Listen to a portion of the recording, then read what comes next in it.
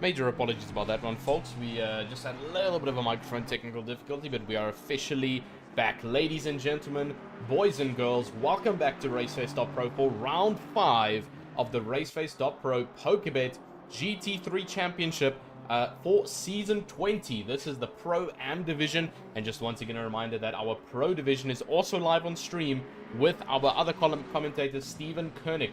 And a very, very exciting race that we have coming up. We've got the Bathurst monumental Mount Panorama track over here in Australian wildlands, and it's going to be an incredible race. Lots of complications going up and down the hill, and we saw it last night in the sprint that some of the drivers, including me, had a little bit of a rough time here. Lots and lots of easy places to knock the car on the walls and slowly start to accumulate damage that you do not want while you carry the car around track for 80 minutes straight.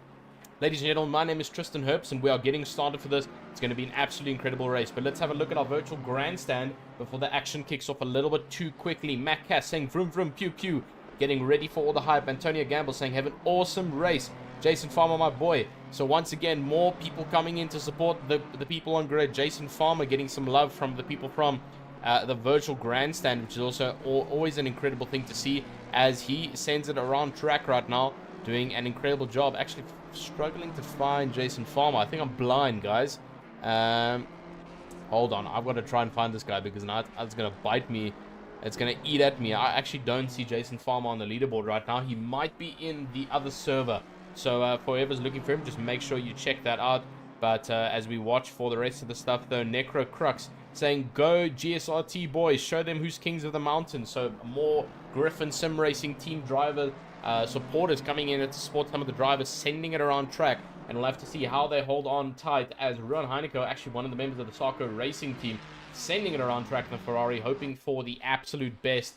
And slowly but surely, we've already got some times racking in on the board. Juan Vivia is holding the front grid right now with a 2 minute and 1 flat. It's actually a very impressive time to get it so flat and so perfectly accurate. But he's just been one up now by the one only Yaku Kutsa from Team Tryhard Racing, clocking in at a 2 minute .8, and coming off to wipe him sleep off the front grid, and now running off that top spot on the leaderboard. Sean Lorero, someone we don't often get to see, again, the Griffin Sim Racing driver, coming out, currently sitting in 4th with a 2:01.1, so incredible stuff from him as he still tries to progress around track. Alan Patterson, a usual around track here, currently sitting in the pit lane, but currently holding 5th on grid, and always a legendary name to see on the grid. BG Smith in the brand new Apex Titans Racing team in that very beautiful topographic black and teal blue livery, and just in front of him actually one of his teammates in the very similar livery, and looking absolutely phenomenal. Ron van der Walt in the Pandassi Infiltrate car, the big Mustang, and he was there last night. He's experienced it. He's coming around again to try and make it all happen. And let's see how it lands up for him. 5-star on the Project Vapor Racing. He's having his first go on the mountain tonight.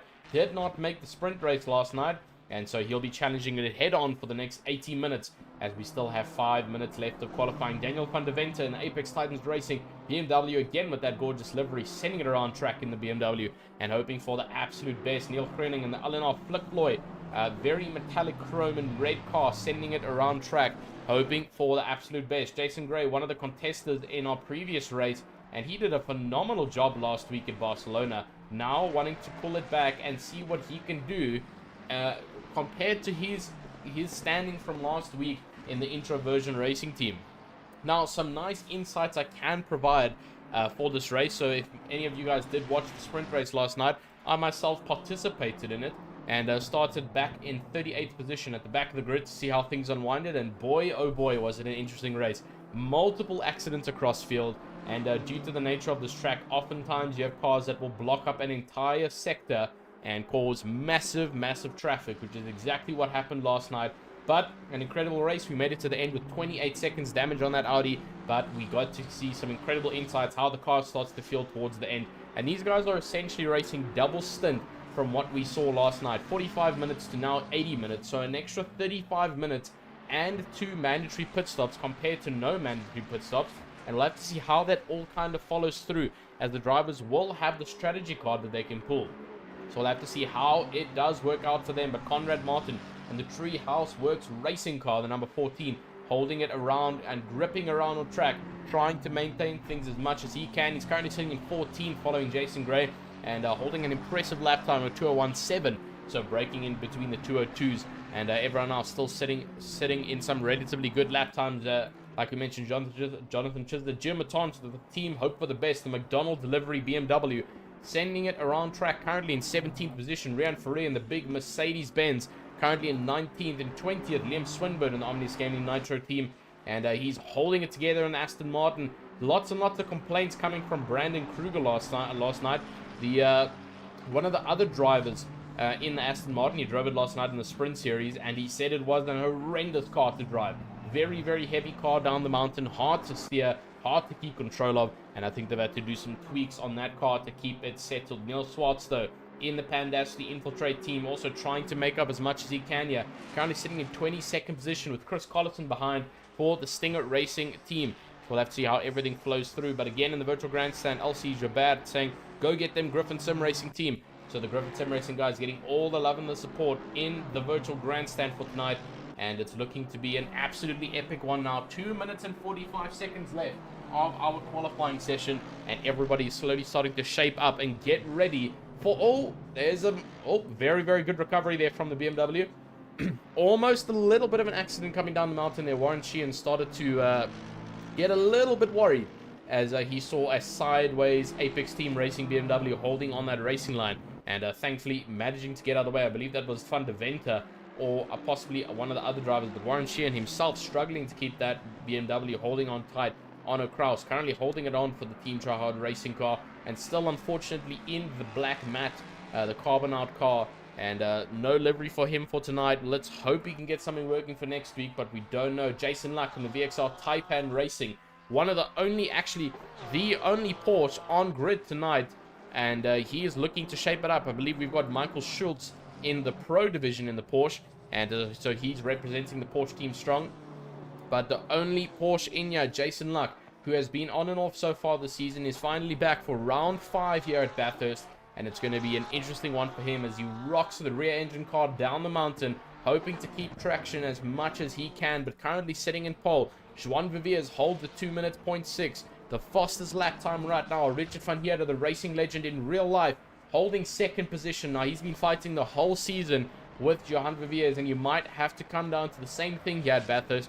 We'll have to see how it plays out. 1 minute left, though, of qualifying, as everybody's still sending it around the mountainside and hoping to clock in those times. Jakob Kutzer holding third position. Sean Lorero still holding fourth for the Griffin Sim Racing team, and he's still busy chasing others down. Herman Percival in the Apex Titans Racing Honda NSX, also a very challenging car to drive around the mountain here, but making it work like clockwork. Currently in 5th position with a 2 minute and 1:1, and holding it very nicely and very tight around the track as everything else starts to evaporate around. And he just slowly starts to focus in on what's important. But currently now, Alan Patterson back out on track. Currently sitting in 6th position. And at the beginning of this qualifying session, we did see him in 5th. So hasn't actually lost out too much this race.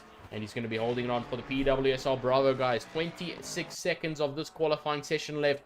And it's looking to be a relatively close one. A very packed up grid here.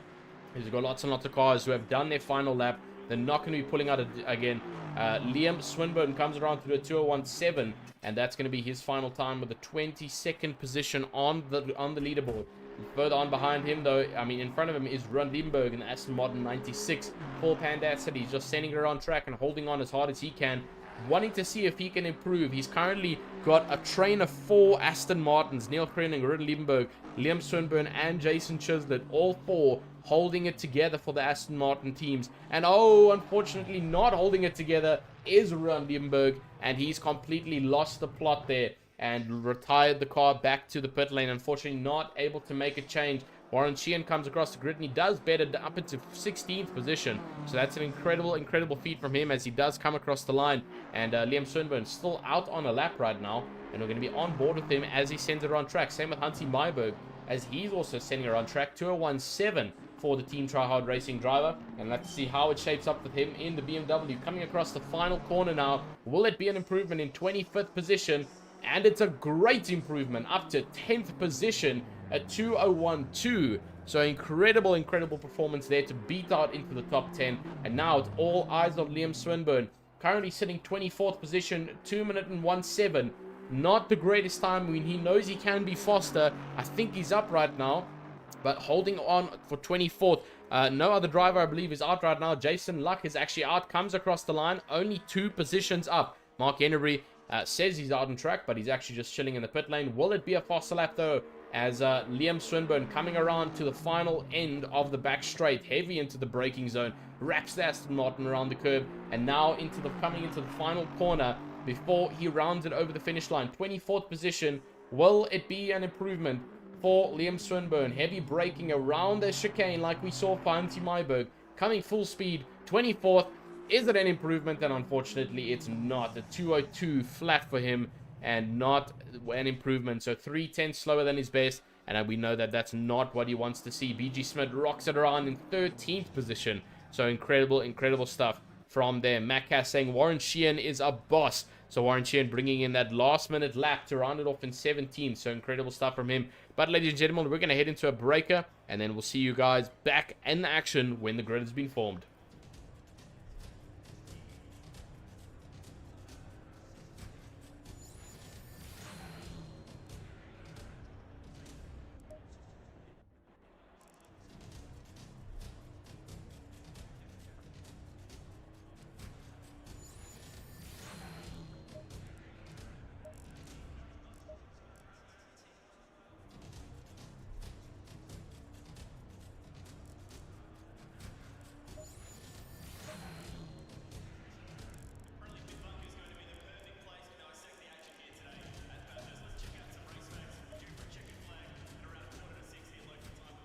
Alrighty then, ladies and gentlemen, we are going to cut back to the main as we're still waiting. For whatever reason, I cannot seem to actually click the drive button, which is a little bit weird. It seems like there's a countdown that's pulling across, which is a little bit weird. I'm going to quickly try and leave the server and join back, and just going to head over to the commentary box. So let's see how it happens. But unfortunately, they're not... Oh, can't even... Okay, let's go quit. Can't even return to garage. So let's just quickly quit the server and try and jump back in and see if we can establish a position there on grid just before the race starts over here. But it's looking to be an absolutely incredible one, guys. This is going to be one of the most intense races of the year. If you thought Wet Barcelona was bad, or if you thought Genuine Suzuka was bad, this is going to be even worse, as we've got loads and loads of drivers wrapping it up and getting ready to go. But there we go. We're finally back in over here.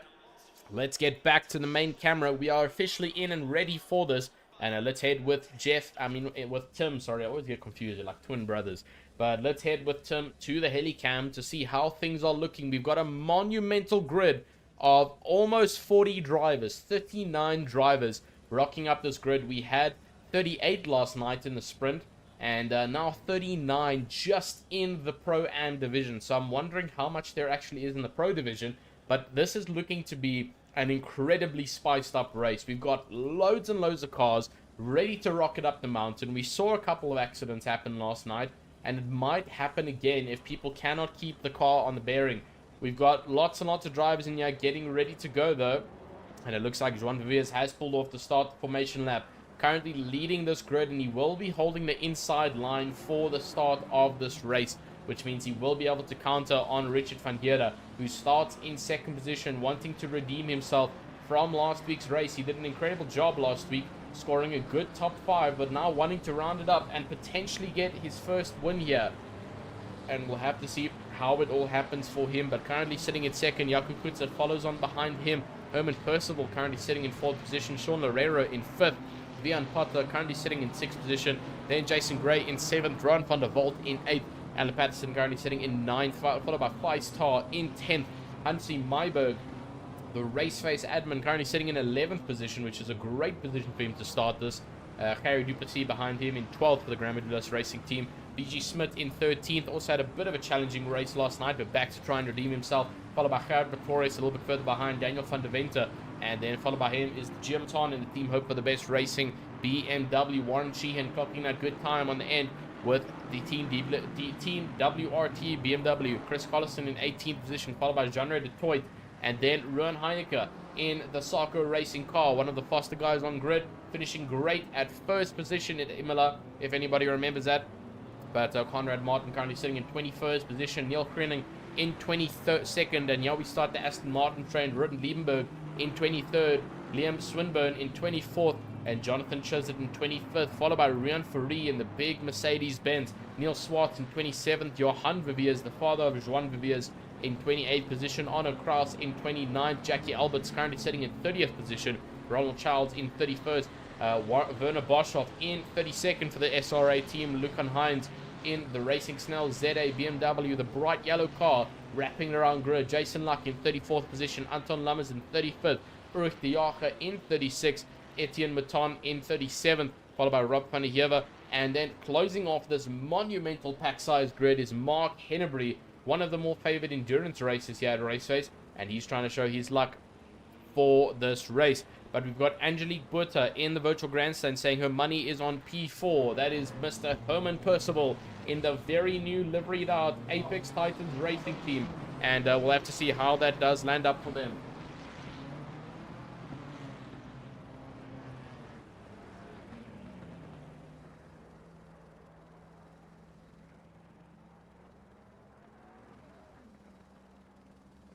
Sorry about that, ladies and gentlemen. We are back and we are getting ready to clock it around track here for round 5. Yes, okay, we can hear. I'm actually going to quickly head over to the audio settings here. We're on actually a very low master volume and just bumping it up a little bit so you guys can hear the engine a little bit more. That might be a little bit loud. Let's bump it down to about 12. That should be good enough. Alrighty, ladies and gentlemen, but we are getting ready. This is going to be a heated race. Herman Percival, the money is on him in P4 for the Apex Titans racing team, and followed by him, Sean Loureiro has got the inside line on him, but everybody starts to form that dual line grid order as we head through the back straight into one of the final corners before we start this monumental race at Mount Panorama, Bathurst, the international circuit at Australia. And this is going to be an incredible one. Matt Cass saying, where in the world is everyone in the comments? We support Warren Sheehan from South Africa. And incredible stuff. I think most people will be from South Africa due to the nature of the league. You know, RaceFace is a proudly South African league, but we've got loads of people in here who could potentially be from all over the world. We've had lots and lots of guys like Darius Szymilski, one of our German drivers, actually participating in this league, and a couple of others as well that we've seen in and out. Tobias, we've seen him earlier on in the previous seasons. But now it all matters to the grid for the RaceFace.Pro PokerBet GT3 Championship for the Pro and Division Round 5 at Bathurst. And we are rocking it around grid onto the helicam for this monumental start. Joan Viviers has got the inside line and waiting for that green light. We slowly start to creep up a little bit further. Green light's being deployed. Joan Viviers holds on that inside line very easily as it's a very short run to turn 1. Joan Viviers holds it up nicely. Everybody else starts to concave in behind it. The Constantino effect starts to play in, and everybody else forming out nicely. But further on behind them, Kerry Duplessis staying nice and clean. PG Smith further behind. And it seems like everybody on the grid got through cleanly. But the big question is going to be, how is this going to look coming into the next corner? You can see everyone coming through, and will it be a safe departure through the next couple of corners? I see we saw an accident last night as people start to get a little bit squirmy and start to push each other around. We're trying to monitor it around the grid. We've got an accident already with the number 3 car, and that's Lucan Hines a little bit further behind. I believe it's just a little bit of tapping though, as everybody else still forming on, but everyone seems to have gotten through cleanly. And now currently Etienne Baton holding the outside line, and no, we've got a beach car. That looks like it's Anton Lammers, and that I believe it is unfortunately blocking Mark Hennebury on the corner side going up the mountain. And that's exactly what we were talking about, that a car can literally cause a traffic jam here at Bathurst. Unfortunately, due to the nature of the barriers around track, it is very easy to happen, and it happens quite naturally. But everybody else managing to get it around track very smoothly, very cleanly. And we'll have to see how it does start to turn out. But Joan Viviers is already pulling a gap on Richard van Heerden. We're almost a second away. And Richard van Heerden now feeling pressure from Jaco Kutter. Might have the better straight line speed as Jaco Kutter on the back wing. And it's looking to be close. Jaco Kutter now onto the back wing of Richard van Heerden. You can see it side by side for the two drivers. But who will be holding it going into the next corner? Richard van Heerden's got the inside line. Oh, it's almost contact between the two. And it just looks like Jaco Kutter getting the better run, but he actually goes off into the grass and he loses the car. So unfortunately, Jaco Kutter pushing just too hard, and Richard van Heerden and not enjoying that time. You can see he just touches the grass on the exit, tries to recover the car, not enough for the McLaren driver, and gets swung around and misses out majorly. So he's dropped a lot of positions from the start of this race, and it's given Joan Viviers a massive gap to play with, 3 seconds to Richard van Heerden, and it's only the start of this race. Everybody else still forming up nicely, but we're going to see a couple of accidents happening here tonight, and that's not because we have bad drivers. That's because we're on one of the hardest circuits internationally for GT3 racing, just because of how tight it is. But unfortunately, it looks like Jakob Kutzer missed out down to 37th position. From one spin, he had to concede positions and not dangerously rejoin the track, and he has missed out majorly. So other drivers have capitalized a little bit as everybody else still centered on track. Liam Swinburne still currently sitting in 24th position, chasing through the Aston Martin. In fact, he has lost out to Jonathan Chislett, and now you can see a little bit of damage on the front of the Aston Martin as it starts to get a little bit argy-bargy in the midsections here of the track, but everybody else still forming up nicely. We're going to be keeping our eyes peeled on that accident meter. An accident for the number 69 car. I believe that's going to be... can't find 69 actually, unless I'm blind. There's the 69. I just saw it. It's Ron Heineke. No, he seems to be all good. He made contact with the 163, I believe. Did he? No, 96. I believe he made contact with 526 or 420 potentially, but now there's been an accident with the 77 car. Let's go find that. That's Etienne Lecon. Again, I think just a little bit of taps, but there is a car who's been left in the back there. That might be the 175 Brian Ferrari. No, it's not. There's a car in the grass over there. Not to show who that was, but they're extremely far behind, and we'll have to try and find out who there was. There's been a yellow flag though going into the hairpin down towards the end of the straight, and it looks like trying to get... Oh, and it's Warren Sheehan, and he's in the middle of the track. He's wrapped the car around and he's stuck completely in the middle with nowhere to go. Warren Sheehan is now struggling as he cannot move that car. So super unfortunate. He has to wait for everybody to pass, and now can he only remove the car from the barrier. You can see there's major damage on that BMW, and not the greatest start for him at all. Rod Limburg has pulled into the pit lane, so I believe he's the one who had a little bit of an accident earlier and not having the greatest races at all. Neil Swartz in 37th, also not having a good race so far, as everybody starts to climb the ladder now from drivers just not making it out of the lap 1 dramas. We've already got a car off there. That's Hansi Meiberg actually, as he's touching a little bit of grass there, and he's lost the drive. He might actually lose out now to Giamaton behind him, and Giamaton might potentially take him here as we watch on through. Giamaton, nope, definitely not. Hansi Meiberg pulls back onto the inside line and covers him off. And now a couple of the Aston Martin drivers like Neil Krenning and Liam Sundberg are the only 2 left alive at the moment, it seems, because we've lost out a couple of others. Brent Liebenberg has pulled into the pit lane, and where is Jonathan Chislett? He's in 23rd right now. So a little bit of accidents happened here and there. Johan de Beers has gotten in between the 3-way sandwich of the Aston Martins, and now just trying to hold on for the remainder of this race. Everybody else there forming up, and John de Beers still leading this race. It almost looked like he spun there because of the track map, the way that the triangle head was rotating, but not too bad at all right now. 3.8 second gap already for Joan Viviers as he wraps it around track of here. Richard van Heerden just trying to recover as much as he can in the time frame that he's got to play with. And behind them, Warren Sheehan has got a big battle behind. The battle for third within Jason Gray and Ron van der Walt for the battle for fourth. Herman Percival a little bit further behind, has lost out a good amount of drive here, but he's got a massive fight behind as Alan Patterson is closing up. But Herman Percival's actually lost down to 11th position right now, so not the greatest start from him. But he does have pressure from Alan Patterson behind. It's going to be a tight one though, down into 8th. Oh, and Alan Patterson makes the position, and he actually makes it stick up onto the inside line, and it's a good stick for Alan Patterson. An incredible lunge up the inside line. But now Herman Percival looking to take revenge, almost does the switchback, the Daniel Ricciardo switchback, but not enough runoff to make it stick without causing damage to one of the cars. But now he's right on the tail of Alan Patterson. It's going to be enough coming around and trying to see how it's going to happen, but managing to stick in front is Alan Patterson. And everybody else just getting waved. A couple of blue flags already coming into play, as we had a couple of drivers pulling into the pit lane, getting those cars fixed up and ready to go again. And Alan Patterson is feeling the pressure. You can see how close that car is, and actually braking a little bit to keep him behind, playing a little bit of strategic racing over here to ruin the runoff for the Honda NSX of Herman Percival. But now into the virtual grandstand, John Baldwin saying, can't park there, Warren. Definitely not. Unfortunately, Warren Sheehan got a little bit boxed up there and couldn't exactly move the car where he wanted to move it. And so he got stuck right on the hairpin coming off of the mountain, and he could not move anywhere else. Now, Rowan van der Walt having an incredible drive, and he's really capitalized on the mistakes around track, up into 5th position now for the Pandasti Racing team.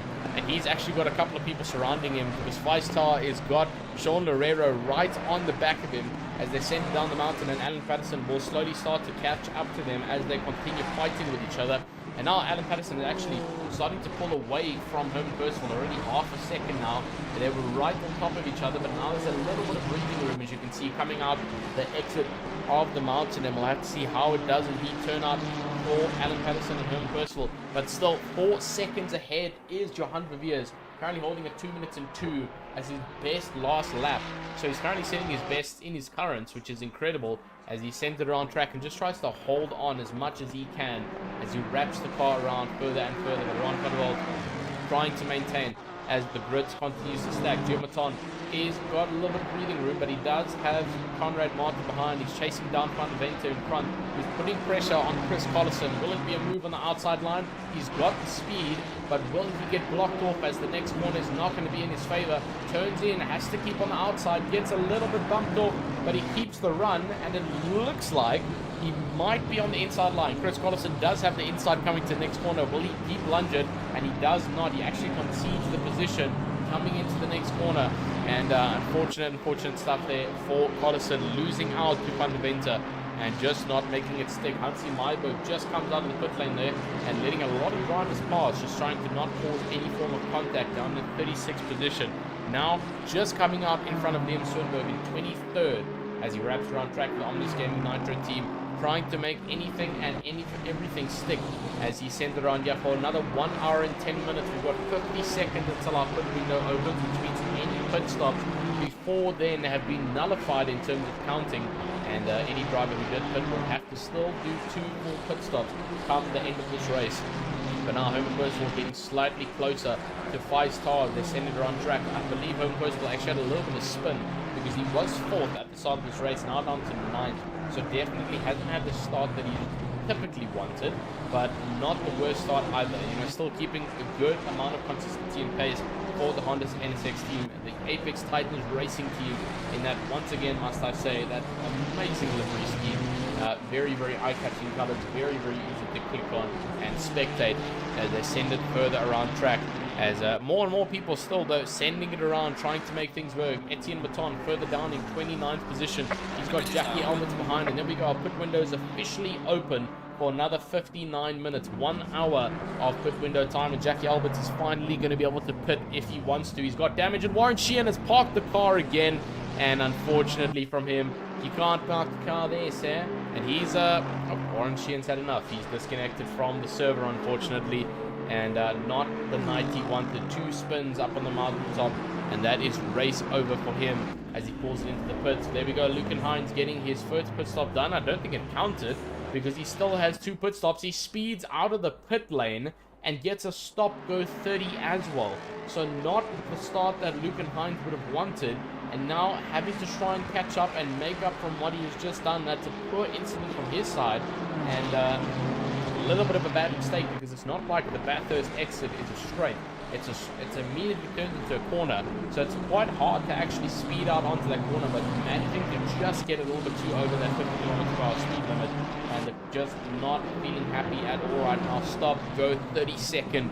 The worst type of penalty you can get other than a disqualification in this racing category, as everybody else still sending around track. Daniel van der Vente, though, I see Ron van der Walt has pulled into the pit lane to get that done. Saw a couple of changes happening. Chris Collison still just trying to keep on Daniel van der Vente. Lost out to him a couple of laps back, and now just trying to keep on the back of him and make anything and everything stick as they send it around on top of the mountain, just trying to keep it clean. Daniel van der Vente makes a little bit of contact there actually with the wall. I'm actually going to flash back on that. I want to see if he did make contact. Looks like he did. Coming out of the corner, a little bit of rear contact. Not enough to unsettle the car, which is great. but tiny bit of rear wing scraping might start to cause a little bit of drag, a little bit more fuel consumption, a little bit less top speed compared to the Ferrari behind him. So you'll have to try and monitor that. Behind Villa is currently sitting in 21st, a much better race compared to last night. He had a little bit of a poor start last night for the sprint series, and just not having a good race overall. Multiple spins, multiple loss of controls, and now keeping the Ferrari on track. A little bit of a better setup, possibly more TC, less ABS to get that car braking a little bit harder coming into these tight corners, and potentially just feeling a little bit more comfortable. Might have actually worked alongside his son, who's currently leading the race with a whopping 5.8 seconds with only 13 minutes being passed. But now Alan Patterson setting the fastest lap time of the race at 2:01.7 as he chases down Sean Loureiro. So now the heat is on. Sean Loureiro not getting the drive he wanted. Has he lost out?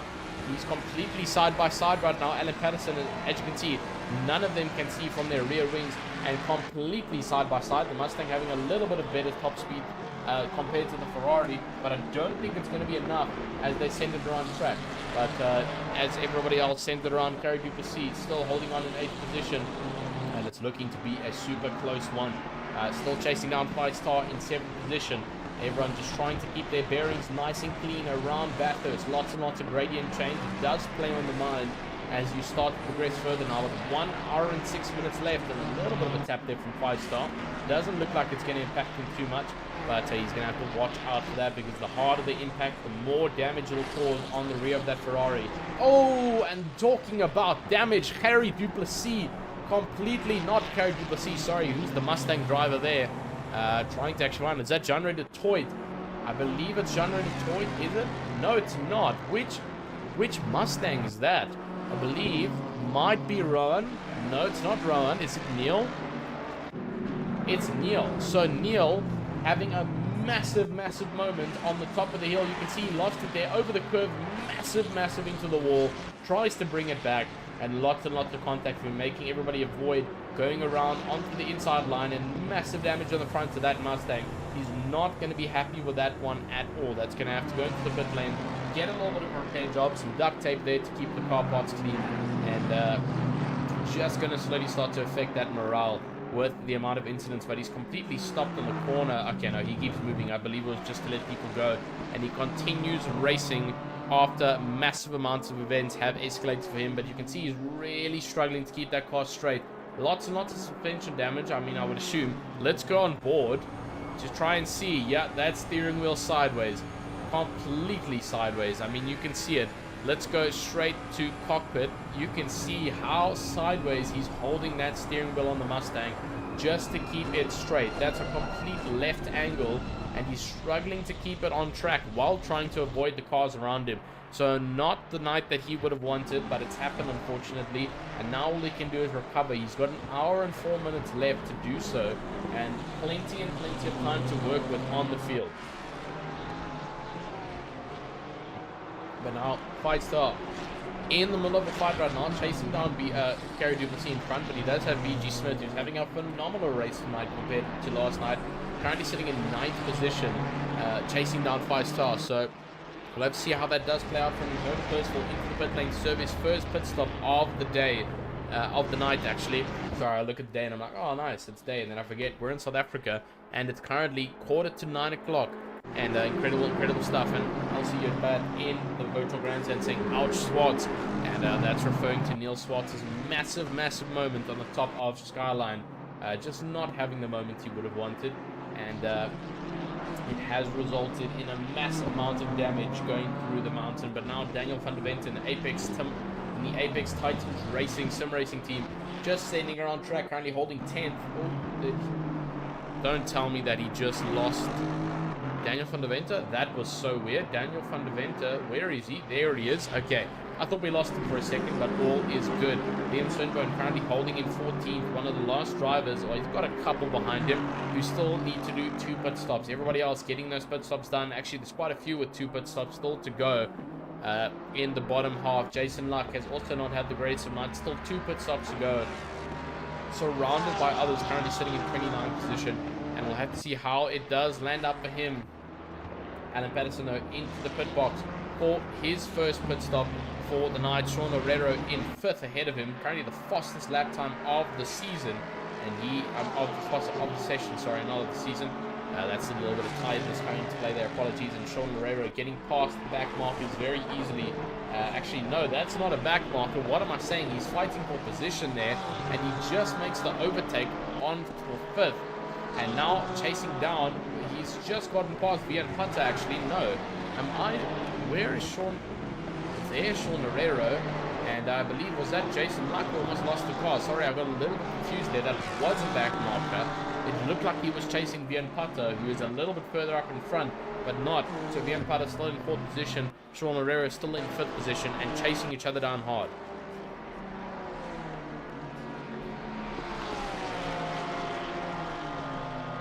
Incredible scenes though, as everybody's still trying to keep as much as everything clean. Etienne Mouton, not too sure if him and Gio Mouton are brothers or related to each other, but currently sitting in 24th position for the Griffin Sim Racing team, holding it down to the floor, ramping over those curbs of the Ferrari and trying to make anything and everything happen before the end of this race. 52 minutes left of the pit window. On Cross currently sitting in 17th, he's being hunted down. Chris Collison's further behind, Mark Henry's further behind, and it's looking to be a really good one as everybody else still sitting around track. Mark Henry currently sitting in 19th position. He's made a phenomenal recovery drive, actually, considering that he started last, got stuck behind Anton Lammers on lap 1, and now he's sitting in 19th with only 1 pit stop left to go. So he's really actually made up a lot from this in 19th position.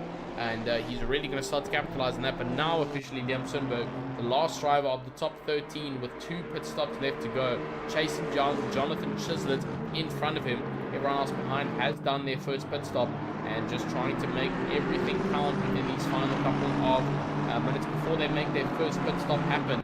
Further up in front, though, Neil Krilling is chasing down Conrad Martin. It's a good battle here for 10th, actually, as we've got Conrad Martin, Neil Krilling, and Jonathan Chislett and Liam Schoenberg a little bit further behind as they chase it down for the remainder of the session. 9 laps has been done already, and we're looking at a good amount of laps that need to be done. I'll give $5 and a chocolate to anyone in the virtual grandstand who can tell me the amount of laps that we'll be racing here. I appreciate the calculation. I do not have the capacity to go and calculate all that right now. We are here for hardcore racing. Richard van Geer sending it around track here at the Bathurst circuit and just trying to catch up, but not doing so, actually. His last was a 2:02.7, and John Veer's last one was a 2:01.4.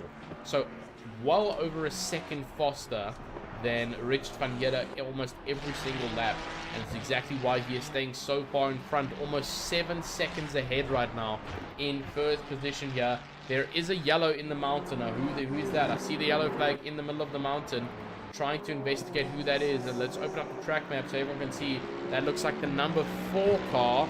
Is that Vian Putter? It is Vian Putter, unfortunately, and not the start that he would have wanted at all. Currently stuck, actually. So let's go 30 seconds back as we watch him coming down the mountain, brakes hard, completely misses the braking zone, and gets the car a little bit unsettled and loses the rear and gets parked completely. Manages to avoid a couple of the drivers going past, but very, very hard to try and recover from this little spot, as he does not have much space to actually make a rotation happen without getting in the way of other drivers. So currently stuck, makes a little bit of a move happen. Let's hope no one's coming. Let's hope no one's coming. Little bit of a pressure moment, and we unfortunately missed it, but he looks to be okay as he recovers back. Currently in 12th position, so he actually didn't lose out too much from being stuck, but he is right in front of Liam Swinburne, who might be making a dive bomb now. Closes the gap on Liam Swinburne and almost actually sends him around. Very, very close racing over there. Let's flash back 10 seconds over there, going to the far chase. As you can see, Liam Swinburne holding up the inside line and actually not even making any form of contact. He had the space, he just lost the rear a little bit coming into that final chicane, and thankfully keeping nice and safe. 5-star though, still in 7th position. He's got a lot of breathing room now, but he has lost out to BG Smith. He's currently sitting in 6th position. Incredible stuff compared to last night's race. Daniel van der Vente is into the pit lane to serve his first pit stop, down to 15th already so far. Will he be losing out on more? It looks like he's going to come out in front of Johan Beviers. Doesn't look like it's going to be enough. Will it be enough? Oh my goodness, you can see there comes John Beviers There comes Daniel van der Venter. It's just enough to stay ahead and hold on to 15th position. And incredible stuff. But still, Liam Swinburne holding off the only driver, well, the rear side of the main pack of drivers who still need 2 pit stops needing to be done. Currently sitting in 12th position for the Omnius Gaming Nitro Circuits car, and holding on as much as he can, as everybody else still sending it around track for the next 47 minutes. 47 minutes left of our pit window, and it's looking to heat up very quickly. Carrie Duplessis in the Granite Plus Racing team holding on behind, and I believe that's a back marker actually, as Sean Lorero is a little bit further up in front, and still just trying to catch up to each other and send it around track. But currently Sean Lorero, incredible performance from him. He wasn't at last week's race, and now he's here ready to pull the moves for Bathurst in 4th position right now, which is an incredible start. But he does still have 2 mandatory pit stops left to do. So does everybody around grid though, so we'll have to see how it does indeed turn out to shape. And incredible stuff. But him Percival is chasing down on a couple of other drivers, but I believe those are back markers. He's down to 24th position and he's completed one of his pit stops. He does have Vanna Boshoff behind, who's just coming to the pit lane to serve his pit stop. He's going to go a little bit further down on the grid order, as he's already in 27th before serving that pit stop.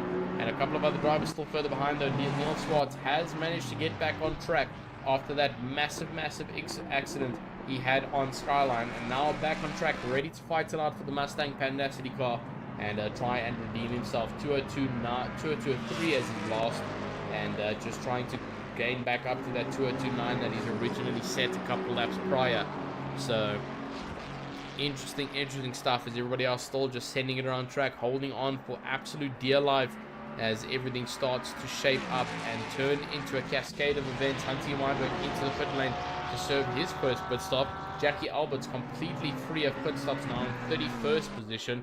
Ron van der Walt doing the same thing in 25th, and same with Anton Lammers and Etienne Maton, currently out in 26th and 29th respectively. Ooh, it's actually going to be a fight here for the Racing Snell ZA car over there, putting a lot of pressure. I believe that's Jackie Albert. No, that's not. That's, I believe, Lucan Hines down further on in the grid, and it is indeed. He's currently in 35th, chasing down on the driver in front, who's, I believe, a little bit further up in front of him, so he doesn't have to fight too hard on that. But incredible stuff from everybody else on grid. As we send her on track, though, 45 minutes remain of this race, of the pit window, sorry. And 55 minutes remain, 10 minutes away from being a sprint race. It's almost been 25 minutes already of pure adrenaline-filled racing, and it's only shaping out to be better and better. Let's have a look at our track map. As you can see, it's a good amount of breakage that is happening there on our back straight, and a couple of other drivers getting very close to each other during the mountain section. You can see that number 175, number 72, number 54, and the number 526 all quite close to each other. Same with the 420, the 48, the 12, the 10, I believe it's the 810, sorry. Lots and lots of drivers just very close to each other. That's Daniel van der Venter, and further on behind him, Johan Viers, and then Arno Cross. He's got a long train of cars behind him as he sends it down the back straight, and just trying to maintain as much as he can. But trying to make everything else work. For BG Smith, currently sitting in 6th position still, like we mentioned earlier, and just trying to maintain that gap. He's chasing down one of his teammates, who I believe is a little bit further behind on grid, and will potentially gain a little bit of an advantage there with potential slipstream coming down the mountain when he starts to catch up to him. But further on in front, there's still Harry Duplessis rounding off our top 5. Sean Herrera is putting not too much pressure on him with 6.7 second gap, and then Jason Gray and Richard van Geerden 6.7 seconds to Johan Viviers. And now not doing 2 different lap times, actually a much better lap time for last lap for Richard van Geerden, who is now slowly starting to catch up to the race leader. Obviously a little bit of a mistake from John Viviers' side, as he has set a 2 minutes and 3 last lap, which is not usually a lap time that you would see, so not having the greatest of laps, but we'll have to just monitor him and see how that goes. Everybody else though, still sending it very nicely around track. Neil Brennan currently the first Aston Martin, holding it down on the track. There was 4 of them. There's currently only 2 of them now on the top 15. That would be him and Liam Swinburne, in currently sitting in 11th position. A little bit further down, I believe Jean-René Toit has lost connection. as he's currently also sitting in 11th, but he's not on grid. So unfortunate stuff there for the Pandasity driver, not having the best of nights, and has missed out due to a disconnection or possible power outage. And now he is lost out, down very far down. If he does reconnect, Liam Schoenberg has claimed that position in 11th, and now chasing down Alan Patterson a little bit further up in front, actually. So this could potentially be a fight. Alan Patterson does have Conrad Martin in front of him, behind him, which means that he's actually made the position stick. So Liam Schoenberg will start to catch up to Conrad Martin when they start to fight each other. So this is a battle for 10th, 9th respectively, as Alan Patterson leads the train to 3rd. Coming into turn 1, you can see all 3 of them in frame as they come around the corner. 1, 2, and 3. All relatively good distance from each other. Liam Schoenberg not getting the best of exits over there, and will start to lose out now from Conrad Martin. But once Conrad and Alan start to fight each other, there will be a good recovery moment and capitalization moment for Liam Schoenberg to make up on that poor exit. Looking great though so far from everybody else. And Chris Hodgson almost actually getting dive bombed onto by a driver behind him. I believe that's one of the GSRT guys. Might be Cara Pretorius. I believe it is. No, that's not Cara Pretorius. I get so confused with these drivers. There's so many of them. I believe that's actually one of the back markers. Further down behind with Jason Luck, Eric Diaka in the Griffin Sim Racing team, and holding on behind them, and Jason Luck a little bit further behind them as well, 28th. And then further down is Ronald Childs, currently in 33rd, and he's also a lap down on all of them. So everybody's just chasing each other down, and everybody on different wavelengths of laps right now. But Jonathan Detroit actually left us a while ago, as he only has done 7 laps. Everyone else has done about 12 to 13. Same with Jim Maton and Lucan Hines. Lucan Hines is on 10 laps, so he's completely 3 laps off right now. I don't think he's going to be pulling off again, which is an unfortunate sight to see. Same with Ron Limburg, he's out. Warren Sheehan, as we mentioned, is out.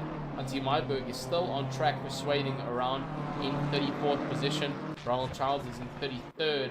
Neil Swart in 32nd. He's now chasing down Liam Swinburne, but he is a back marker. But I believe he does have a little bit more pace on him, as Liam Swinburne gives a little bit of a gap there and lets him go past without too much of a hassle. Currently in 11th position, and 2 mandatory pit stops to go. We'll have to see with Liam Swinburne, will he be changing tyres?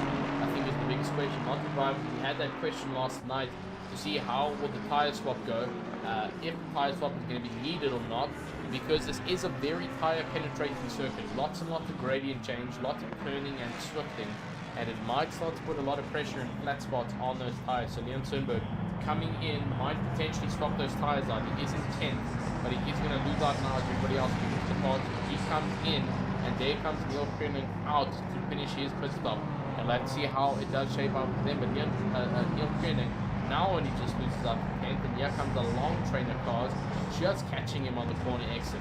So not what he wanted exactly as he comes up the pit lane, as everybody else will send it up. But I believe Neil Koenig did a relatively fast pit stop, because he wasn't too far ahead of Liam Swinburne, but now he's already a full pit stop ahead essentially. I believe he did a splash and dash as his first pit stop, and we'll have to see how it goes on. But Virgil Grandstand saying, LC Rabat saying, well done, Mr. Marrero.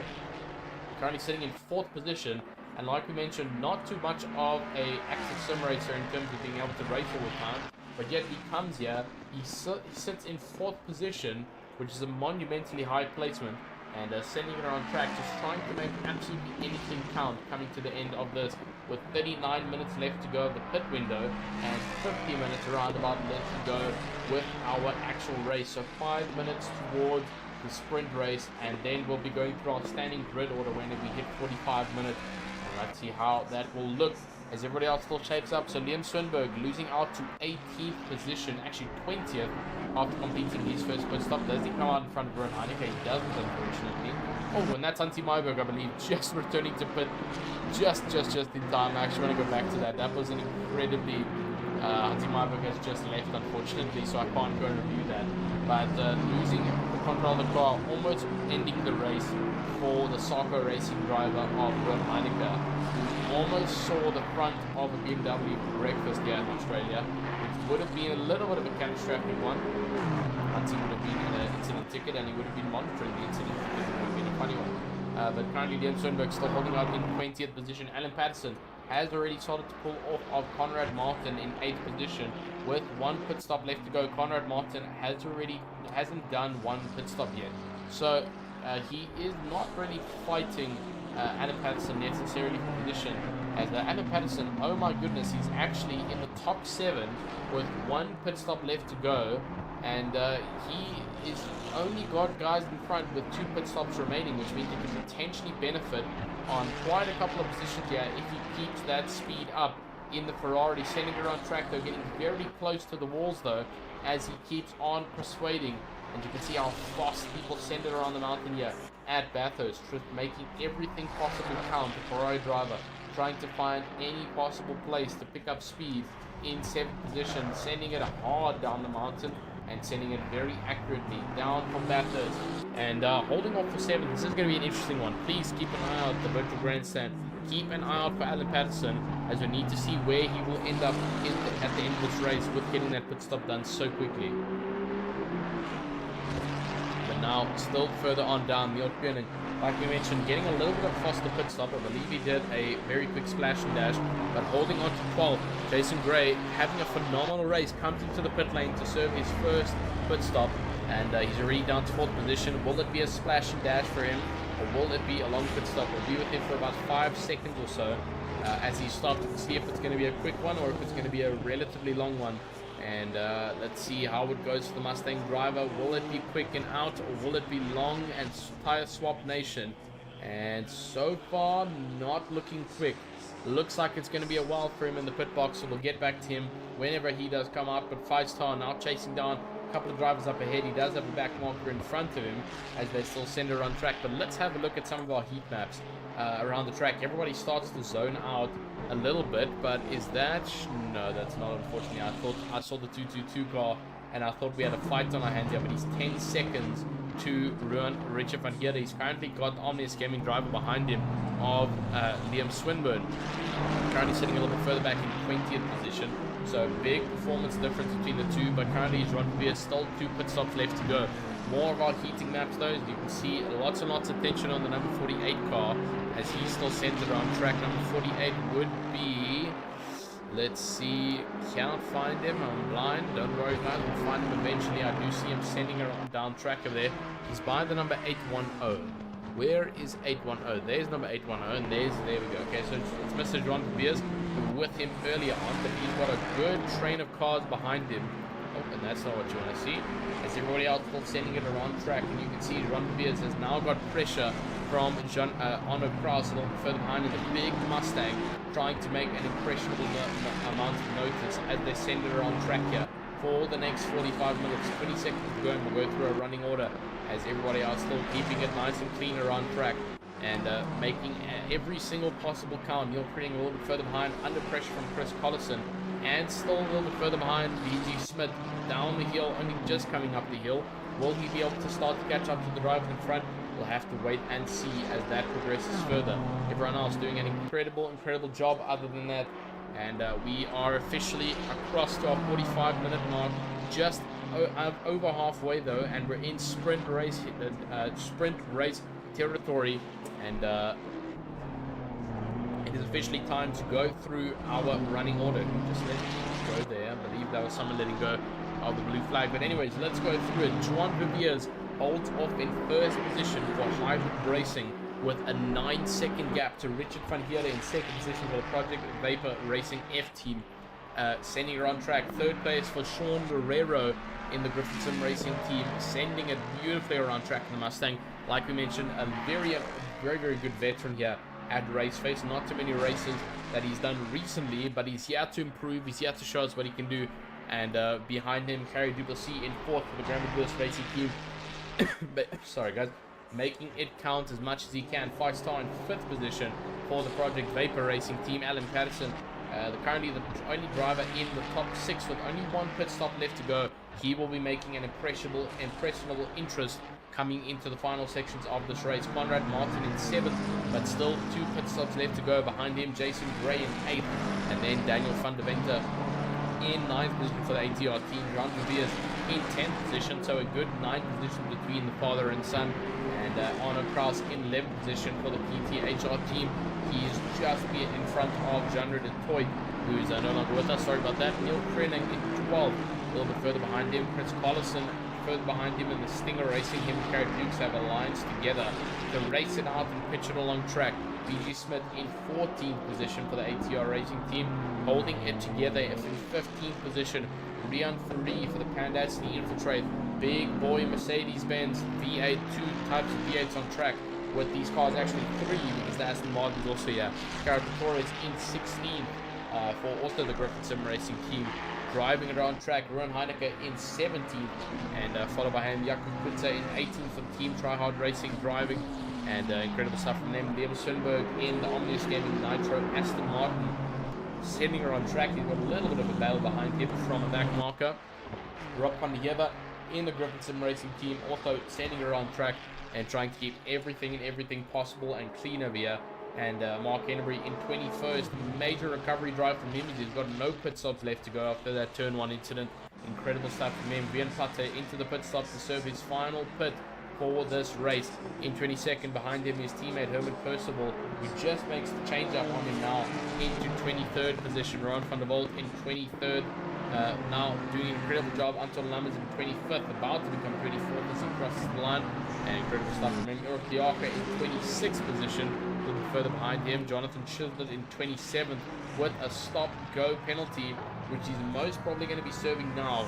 Not exactly what he wanted to see. Werner Boshoff in 39th, 29th, sorry, and doing an incredible job as well. Jackie Albert in 30th, followed by him Etienne Maton in 31st, Niels Swartz in 32nd, and then Lucan Hines, the only other driver currently holding it out on grid and showing everybody who's boss. We've lost Ronald Child, we've lost Hansi Myberg, and we have lost Warren Sheehan, unfortunately, as everybody else still ventures around track here for RaceFace.Pro PokerBet GT3 Championship Season 20 Round 5 at Bathurst Mount Panorama. It's taken a couple of victims, it's taken some lives, but we've got a good amount of drivers still out on track, ready to rip up the floor and make that change tonight. Onto the virtual grandstand, biggest, baddest bet is back again to support his driver of Alan Patterson. He's been supporting him throughout the season, and currently Alan holding 5th with the only top 5 driver with 1 pit stop left to go. Incredible stuff. Elsie Jabard saying keep it up, Griffin Sim Racing team and Ronan the Soccer Ferrari. So all of them doing an incredible job as well. Ron Heineke currently in 17th position for the Soccer Racing car, and he's actually chasing down one of his teammates, the Griffin Sim Racing driver of Jacara Pretorius. And there's a little bit of a yellow flag there. What's going on? Oh, and that's another Mustang in the wall in the mid-pack section over there of this race. Is that Neil Swartz? Not Neil Swartz, thank goodness. We didn't want to see Neil Swartz in the wall again. Is it Ron van der Volt? Yeah, I believe it is Ron van der Volt. So let's go back 30 seconds, and there's Ron van der Volt. So unfortunately, I believe just losing traction down the mountain here and not getting what he wanted. Ooh, flicks back into the wall when trying to wrap that car around, and even more damage on the right side of it. So that's not going to benefit him, and that's going to be even more damage he has to carry going into the final sections of this race. Not looking good for him, but thankfully he manages to recover the car and keeps one sending her on track for the next couple of minutes. It's looking to get very spicy here. We've got 39 minutes left of driving here, folks. Everybody else still sending it around track, trying to make it work as much as they can. Jackie Albert in 29th position and still sending it around track, hoping for the best. He's got Jonathan Chisler, who's just come out of the pit box last lap, currently in 30th position, and just served his stop-go penalty, and he's all the way down to 30th, and that's exactly how much he gets punished. Chris Collison into the box now, same with BG Smith and Rian Fourie as they begin to get those final couple of pit stops done. Jakub Kutza in 18th, phenomenal recovery drive from him. He lost out majorly in the first lap of this race, and now he is back to take action, but John Viviers is sitting comfortably in first position. You can't even see Richard van Heerden behind him. It's actually Alan Patterson now is behind him. I believe Richard van Heerden has pitted. Where is Richard van Heerden? Yeah, Richard van Heerden pitted. It's actually only Joan Viviers who needs to get a pit stop done now. So this could potentially mean Alan Patterson could be your net P1 leader, depending on how long it's going to take. He actually, never mind, he comes in for his second pit stop when he's got the chance to. So Alan Patterson pulling a very, very weird stretch here. But we know one thing with Alan is he's a veteran in the world of sim racing. He knows what he's doing, and he's going to try and perform an absolutely phenomenal undercut on Joan Viviers as he wraps around track though, and he might be in a little bit of a mindfog cloud of his own. What is his last lap time? At 2 minutes and 2.6. So not setting some of the fastest lap times he can be, and he is slowly starting to struggle. So Alan Patterson will pit early, try and get the advantage, and potentially finish this race in first, getting everything done when it needs to be done. Again, will be the top driver with no pit stops left to go. Richard Van Heerden follows in to do the same thing though, and follows in with Alan Patterson now down into 4th position and trying to recover as much as he can with these final couple of laps with no pit stops left to go, down to 8th position already, for actually 9th for Richard Van Heerden, as everybody else begins to pass him around track. Alan Patterson is off though, off with the jacks, coming around in 8th, so he's lost out a lot. But it looks like he's still going to be out in front of a couple of the other drivers who still need to serve their pit stops. And he could potentially benefit majorly over here, down in 9th position. So we'll have to see how it does turn out for him.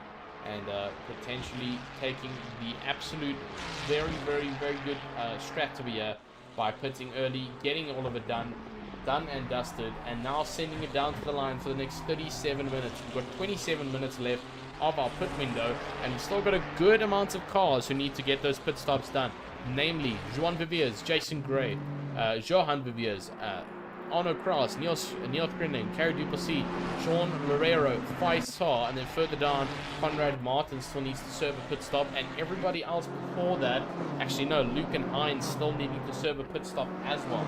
So unfortunate stuff from there. He is currently sitting in last position, but not giving up, which is what we like to see. He's going to continue to send the BMW around track. It's what it came to Australia for. It didn't come to sit in the pit box after having an incident. It came to finish this race across the checkered flag with the rest of the drivers on this grid, the rest of the BMWs and the rest of the mixed cars, and get this race done and dusted. Claim that victory of surviving the Bathurst Tower. I know I did that last night. I don't care where I finished. I finished the race and I survived the Bathurst. I didn't get claimed as a victim, which is always what you want to see in the world of sim racing, which is incredible feat. But Chris Colleton currently sitting in 15th position. He does have a very feisty Carrot Pretorius just behind him. Never mind, that's not Carrot Pretorius. 16-second gap between him and Chris Colleton. So once again, the exact same team driving right behind Chris Colleton, but it is not Carrot Pretorius, the different driver, and sending around track, holding on tight, trying to make absolutely everything happen here in the last 35 minutes before the end of this race.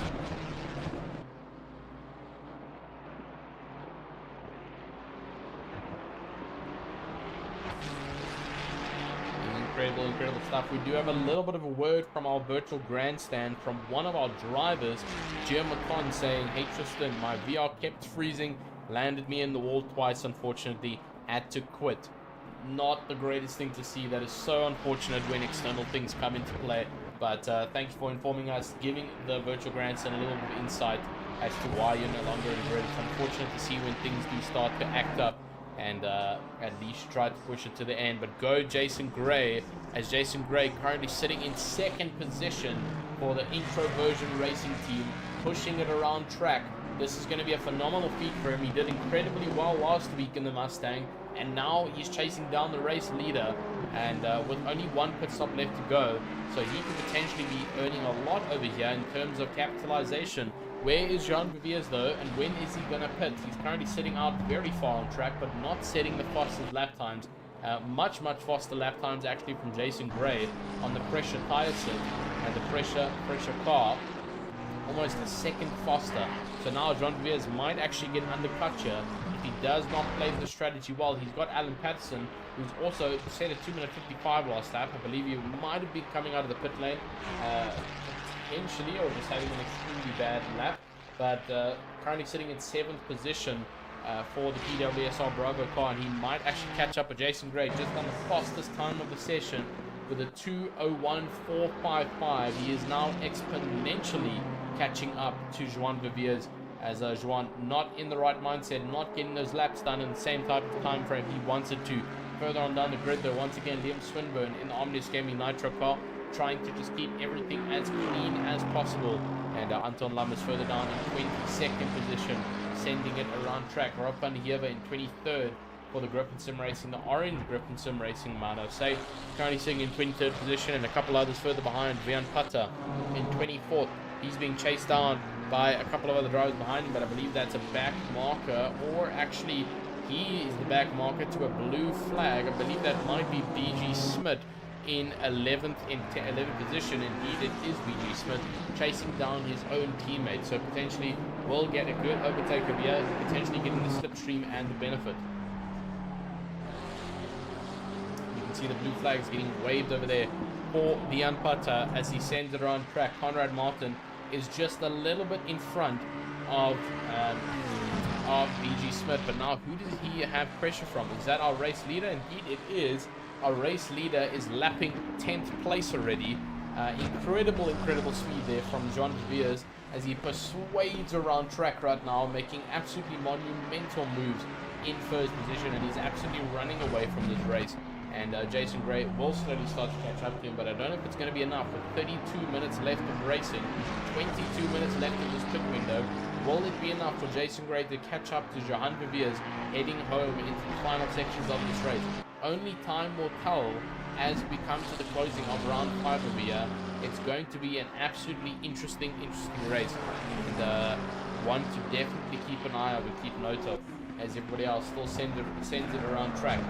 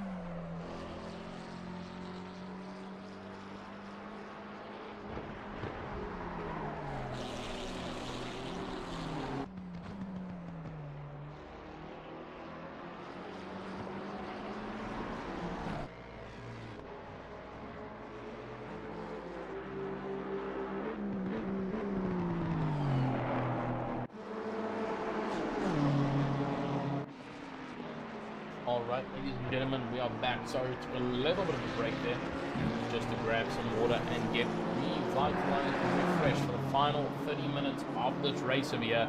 It's quite a challenging one over here, especially with the complexity of this track, as everybody putting on the most amount of pressure.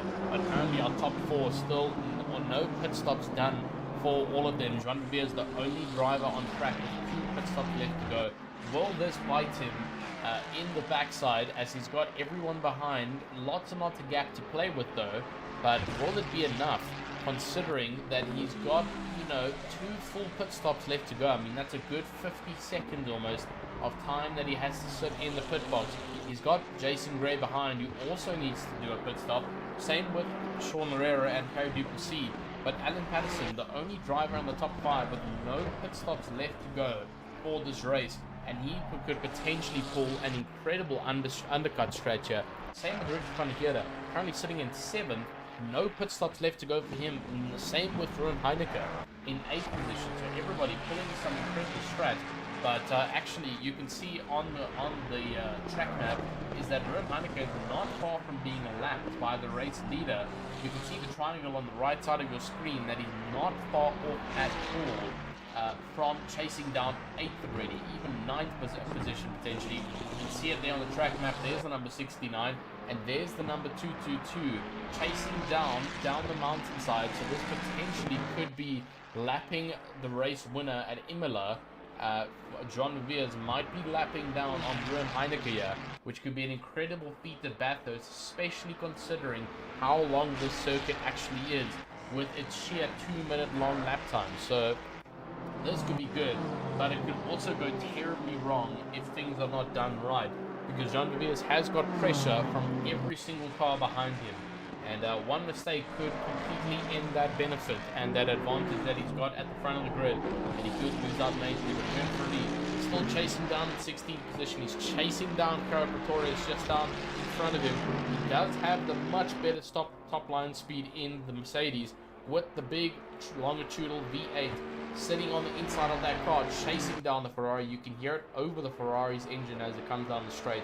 That's how you know how loud it is. You think it's the Ferrari, but it's not the Ferrari, as they still send it down track. Herman Percival in 19th position, chasing down on a back marker. I believe that's either Jackie Alberts or Lucan Hines, potentially a little bit of damage on the front of that car. I believe that might be Lucan Hines. Indeed, it is Lucan Hines. Currently sitting in 32nd position, having to concede that everyone coming past did not cause any form of distraction or fight. Letting go the 20th position, Liam Swinburne right over there, down into the back straight, and just trying to keep everything intact. 25 minutes left of racing here. But incredible scenes from everybody else as we send it around still. And we just have to wait and see how this pit strategy goes, because it's a really interesting one that can play in a massive favor for Joan Beviers or a massive disadvantage for Joan Beviers. But I'll see Jobat in the comment section in the virtual grandstand saying, keep it up, Ruben Heineke. Keep it up, boy. We're going to keep going for the next 25 minutes. There's a yellow on the course.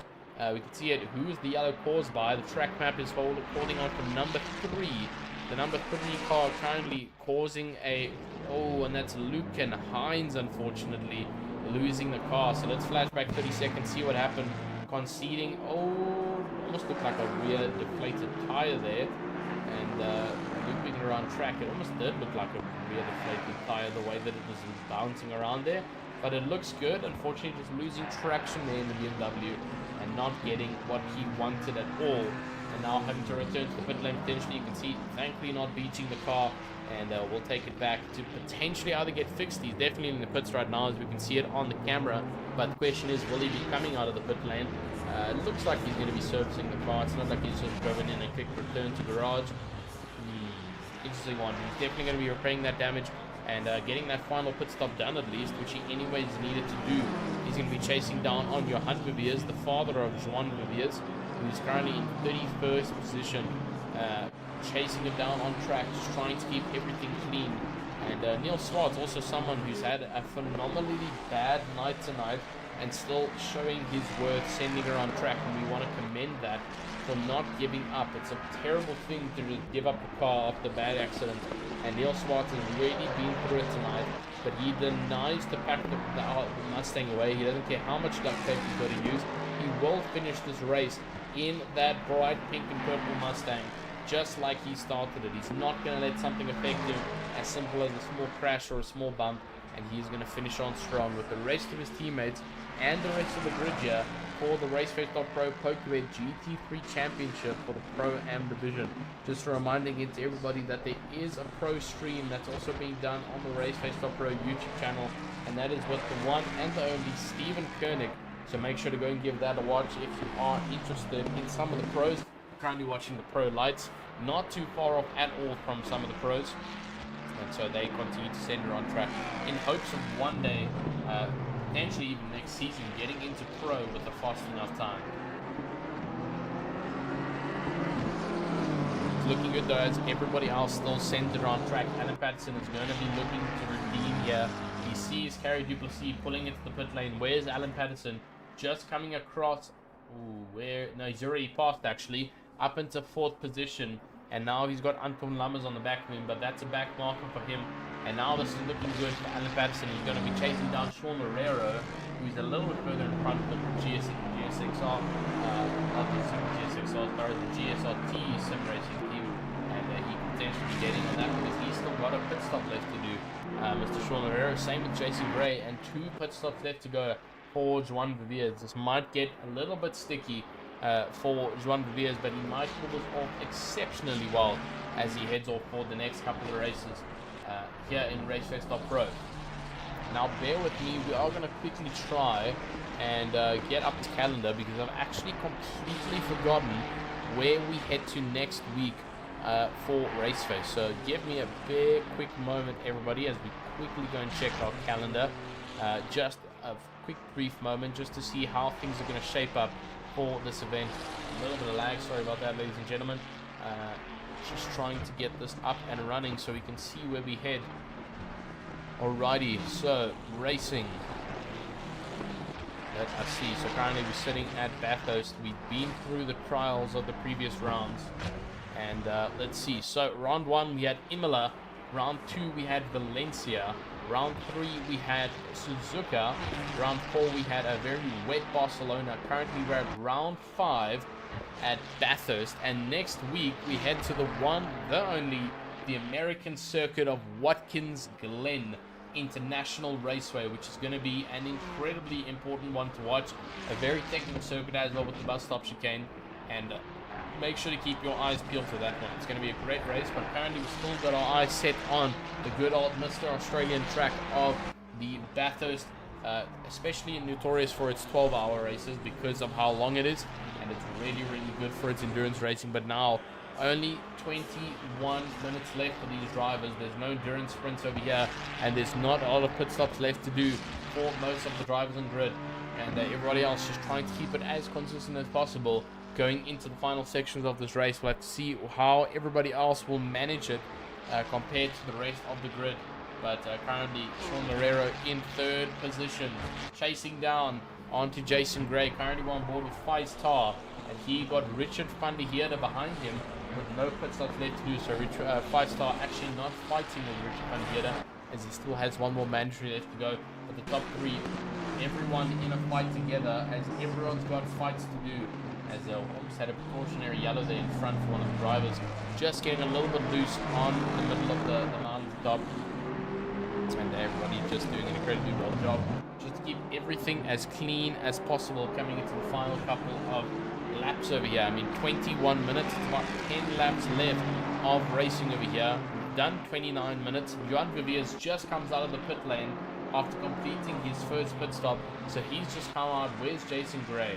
He's a good amount of time from Juan Viviers. So coming across the line, where will it be for him as he crosses? It's going to show us on the displays now, 60-second gap between Juan Viviers and Jason Gray. So I'm not actually sure if anyone can be able to catch this man. He's 60 seconds ahead of every other person on this track. That is an incredibly huge gap, considering that's the gap to second, not even the gap to 5th or 6th. That is the gap to the guy behind him competing for his position, and he is almost a full, he's a minute away from everybody else. I mean, that's an incredible distance, considering we're racing at Bathurst. I mean, that's half a track length that you are ahead by. It's incredible amount of speed that's been shown over here. Incredible amount of consistency for Juan Viviers, and he's going to be keeping it up as he keeps everybody else behind him. But Jason Gray is going to try and push it out. Actually, the time has changed. Sorry, 60 seconds was the previous time before the pit stop. It's 26 seconds now after that pit stop has been done.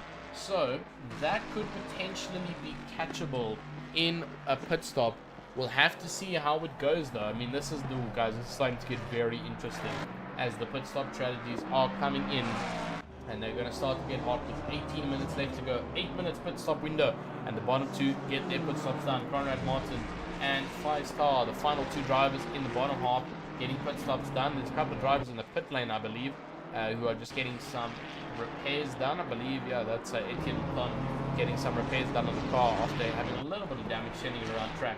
And now just trying to keep everything else clean. Ron Heineken still chasing down in 6th position and potentially trying to make up whatever he can. But this is where it's going to get interesting, ladies and gentlemen. We've got 3 drivers on grid who have got 1 pit stop left to go, and that's our top 3. Joan Villiers, Jason Gray pulls in for his pit stop, and Sean Lorero, will he be coming in for his pit stop, potentially just coming out of the final chicane on the back straight? Is he going to pull in with Jason Gray? He's not. He's staying out to Jason Gray in the top 3, pulling into the pit lane. Will it be enough to stay ahead of Alan Patterson? Where is Alan Patterson coming across the main straight of here? Is it a splash and dash for Jason Gray? Just stops the car now. Alan Patterson is coming around the chicane over here. Is it going to be enough? Jason Gray not looking like it's a splash and dash, and here comes Alan Patterson, and he's made the position stick up into 3rd position for the PWSR Bravo car. He now has Sean Lorero to catch up to, because Jason Gray's made that pit stop happen. He's in 3rd and potentially could catch Juan Villiers depending on how this race goes. 6 minutes left of this race, and this could potentially turn sour for some and turn legendary for others, and we've got only 16 minutes left of the race. Sorry, I said 6 minutes left. I meant 6 minutes left of our pit window. 16 minutes left of our race here for the GT3 class, the only class currently out on grid, sending it around track. Joan Villiers now heading on the back straight. Will it be a pit this lap? I'm very curious to see what our race leader is going to do, and we'll have to just see what he does as he's still centered around track. Currently sitting in 1st. Will it be a pit stop? Holding on. Not going to be a pit stop. So it's still holding out. He's got the clean air. He thinks he can continue putting in good laps. Last was a 2-minute 36 for Juan Villiers. Now 2 minutes and 2. Obviously last lap being that pit stop. So 2 minutes and 2.7. Sean Lorero is last with a 2-minute 1.8. So definitely being caught up to now. And this might be dangerous as Alan Patterson is catching up. Not too sure if it's going to be enough though. 12 seconds is the gap between Alan Patterson and Sean Lorero. And then an additional 20-ish also seconds to Juan Villiers and Sean Lorero. So this could start to get close. But I'm not going to put my money on the card just yet, because we don't know what's going to happen next. Alan Patterson is catching, but is it fast enough? Or is the gap small enough to make it work within the designated time frame? Sean Lorero into the pit lane. He's definitely going to be losing out to Alan Patterson as he comes into the pit. There comes Alan Patterson coming across the line now. Here he comes. And that's going to be 2nd position for him. Now he catches up to the race leader. So we'll have to wait for that delta to pop up to let us know how far it is between Joan Villiers and Sean Lorero as they send it around track. If we check our track map, currently we're on board with Alan Patterson on the track map. You can see highlighted as the number 100, and there's the number 222 in the middle of the mountains, currently with in the middle of the packs, setting on those lap times. But one thing we don't know is the final pit stop for Juan Villiers a splash and dash, or is it a full-on refuel and tire change? Because that could play massively into his time he spends in the pit. 52 seconds separates him and Juan Villiers. I think it's too big of a gap, unfortunately, for Alan Patterson coming into the final sections of the race. Here comes Juan Villiers already into the final chicane, and Alan Patterson only just going up the mountain here. So this is a massive gap between the two. Like we already saw, 52 seconds. But Juan Villiers does still have that pit stop left to go. Has he done that pit stop, or has he stayed out? He's done the pit stop. Is it going to be a splash and dash, or is it going to be a full-blown pit stop for the hybrid racing car? We'll have to wait and see. He pulls in, 3 minutes left to go. The last car on grid to perform that pit stop. Rolling into his pit box. Oh, this is going to get close, guys, because you can see there he is like a sitting duck on track. Here comes Alan Patterson down the back straight. And I don't know if it's going to be enough. There's Ron Villiers in his pit box. Is it a splash and dash? Indeed, it's a splash and dash.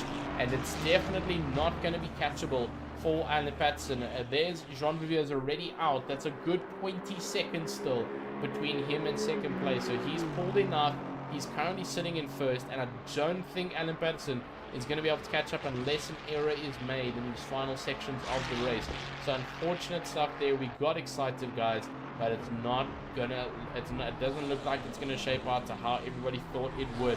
50 seconds was the time before the pit stop happened, and I believe it's only gonna start to get slower and slower now.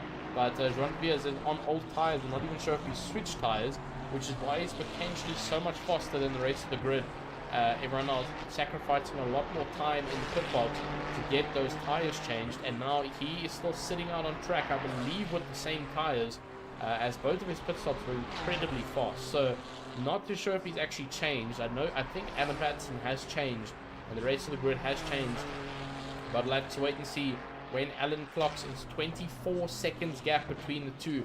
If Juan had another pit stop now, it would definitely be catch-up territory for Alan Patterson, but unfortunately, that extra pit stop is not going to happen unless major damage is caused for Juan Villiers. But he's only got 12 minutes left of this race. He cannot possibly bear to throw it away now. And now the 72 on track. Sorry, guys, I know that we kept everything on, but Carol Pretorius has gone off of the track. Let's flash back down the back straight to see what happens with him. Going down, let's see, is it going to be a little bit of a grass tap? Is it going to be a losing under braking? Goes onto the outside line, cuts into the inside line, into the braking zone he goes, and just taking too much speed, touches the outside line, and the car completely denies the rotation, letting the back loose end like a raging monster, and that in turn has sent Carol Pretorius into the grass and not enough control on the car, and that's him off of the grid down to 14th position after that incident. So unfortunate stuff from him, as everybody else still though fighting it in the mid-pack. Everyone's still trying to make it count. Liam Swinburne currently sitting in 26th position, and he's got the car parked for whatever reason. Not too sure what happened to Liam Swinburne. He didn't have any pit stops left to go, unless this is his final pit stop, but not too sure if it is actually. But Liam Swinburne is currently sitting in pit lane, might have potentially retired the car, currently sitting in 26th position. Johan Revere is currently sitting in 30th as he chases the down around track. Neil Swartz in 28th. I believe that's definitely going to be a retiring from Liam Swinburne. He's been in for too long. There he comes out. So I wonder what that was from. Did he possibly lose it in the mountains that he had to get a pit stop done? He has lost out to a couple of positions. He was in 20th, now down to 27th after that. And now he's got a couple of drivers behind who are looking to get past him as soon as possible. So unfortunate scenes from him over there. Roke Diarca currently sitting in 24th though. Following in front of him, Jason Luck, who's unfortunately left us at lap 19. Björn Putter in 23rd. In front of Roke Diarca. In front of him, Ron van der Walt and Ron van der Veer. Rob van der Veer, sorry, chasing it down with the Griffin Sim Racing car. And they're all chasing Anton Lummers, the man who caused all the conflict on lap 1 by absolutely binning it on that corner right there and blocking it off for a couple of drivers, forcing him to go out wide and causing him to completely lose traction on the racing line. Pit window is just being closed, and we've got under 10 minutes left of racing here for the RaceFace.Pro PokerBet GT3 Championship at Bathurst for season 20, round 5, and it's looking to be incredible for the final 10 minutes here. Just now we were looking at 80 minutes of a massive race ahead of us, and now down 70 minutes, now 10 minutes to go. Now 10 minutes left to go before the end of this race, and everybody is shaping it up to push it on for the end of this race. We're going to have a short break, and we'll be back with you coming into the final sections of this race.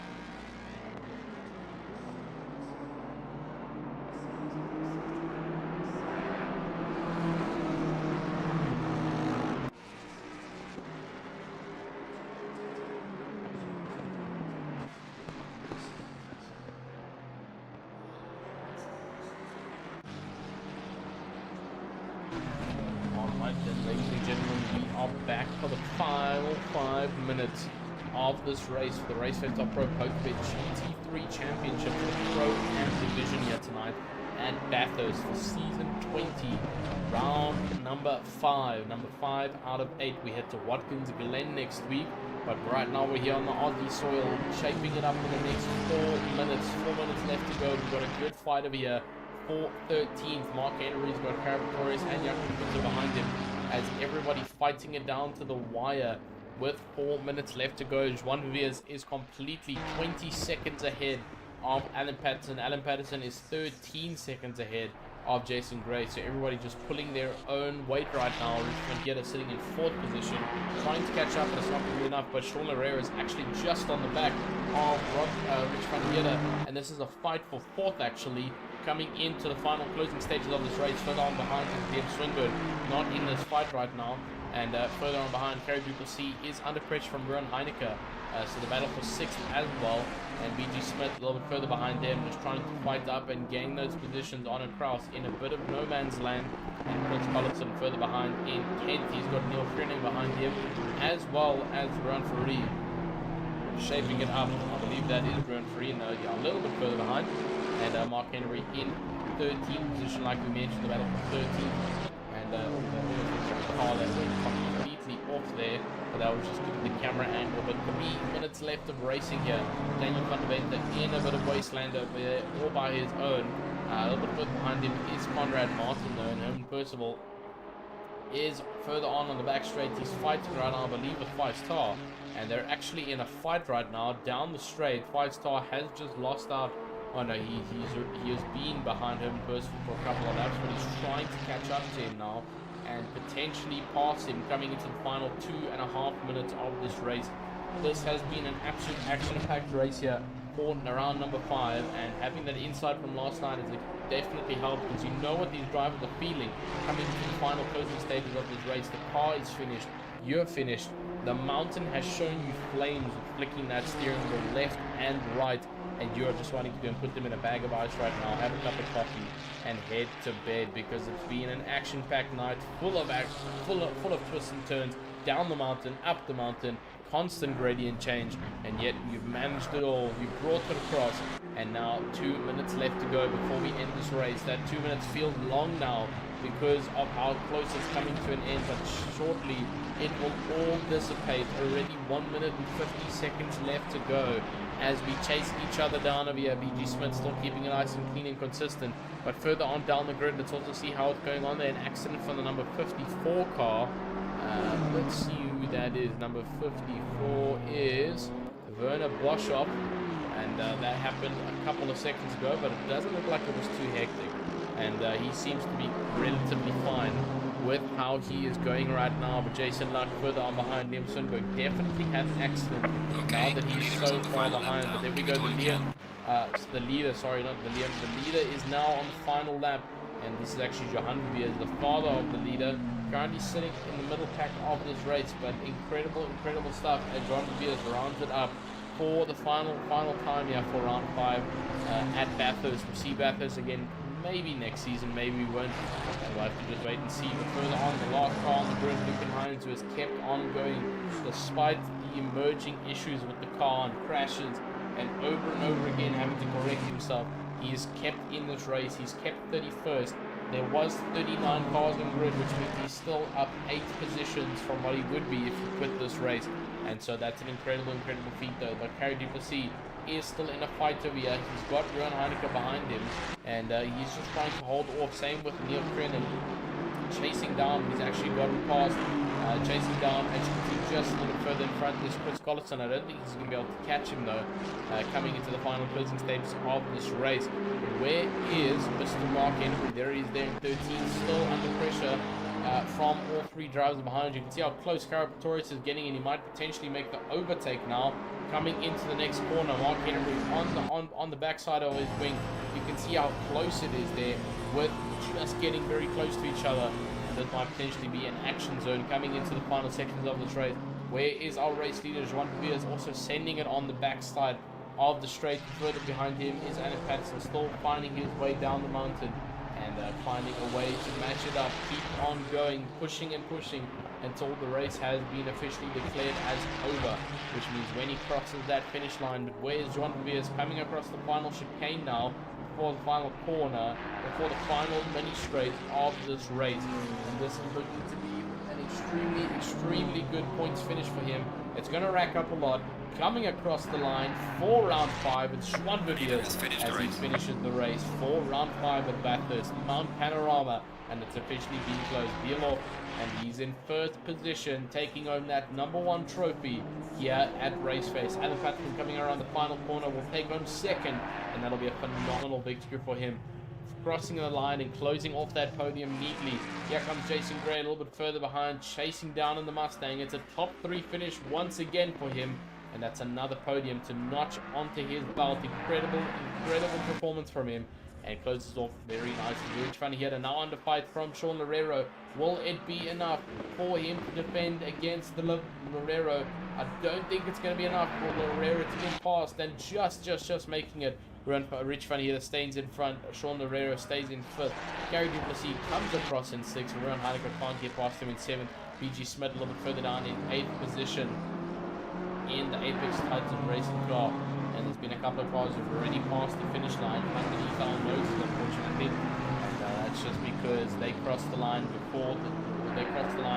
after the leader had finished and also crossed the line. But here comes BG Smith on across a little bit further down for the Team Tryhard Racing carbon fiber Mustang, as he sends it around track. There we go. Chris Carlton coming around as well on the final chicane. He's got Neil Krenning a little bit further behind him, and Neil Krenning got Rian Ferry.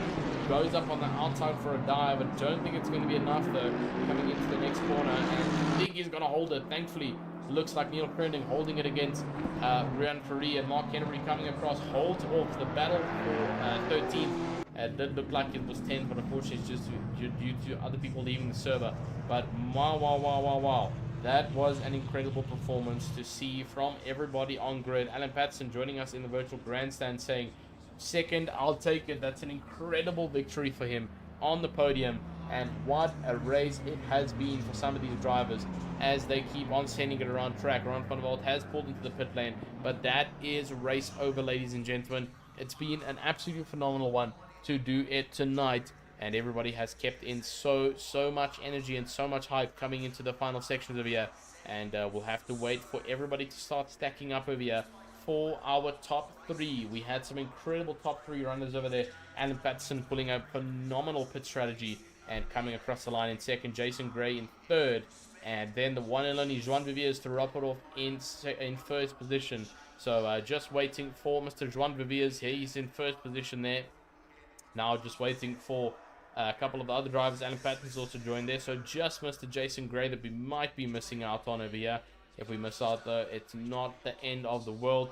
We are going to proceed with our 2nd place interview, and it's going to be with the one, the only, the man who's been in the microphone, the man who's been in the rig, and now tonight proving that the rig is still a destination of home, coming across the line in 2nd position on one of the most challenging circuits on the grid. Alan Patterson, the owner of PWSR Racing Team, has pulled it off with flying colors. How do you feel?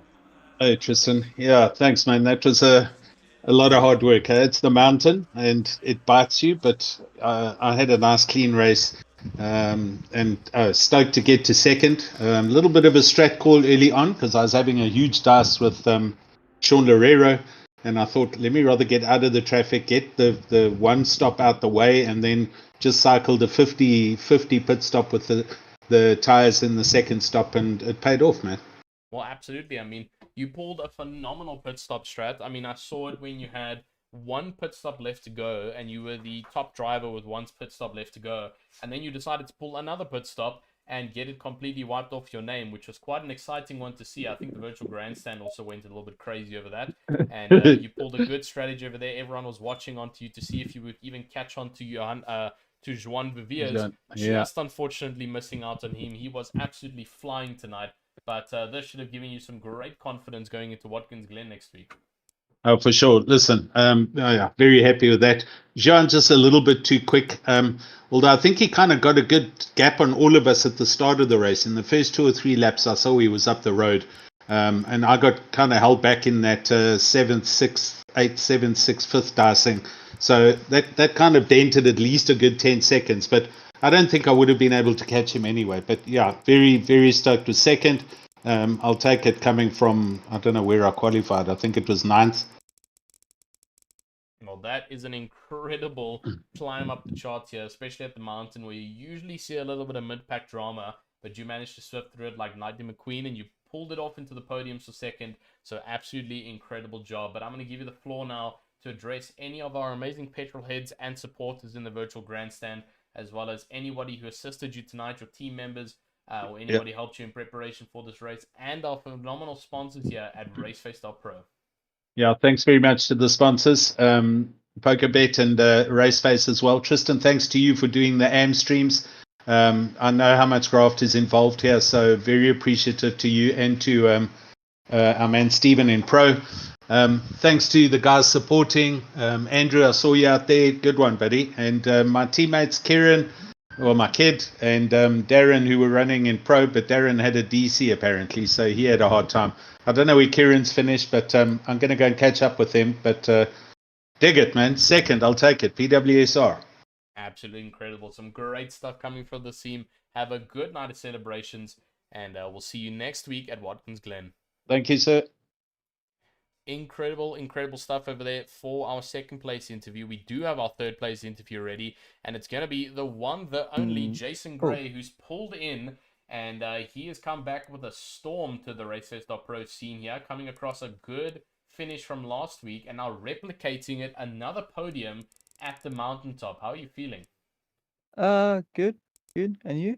Yeah, I'm definitely great. You provided a lot of entertainment tonight, and the Mustang roared throughout the mountain. But how are you feeling from such an incredible finish there in the podiums? I mean, last week I ruined my own race by missing the pit mark and it got a stop go 30. So I mean, I probably would have come first or second last week. So it was disappointing last week. So to come back to the podium, obviously it feels quite good.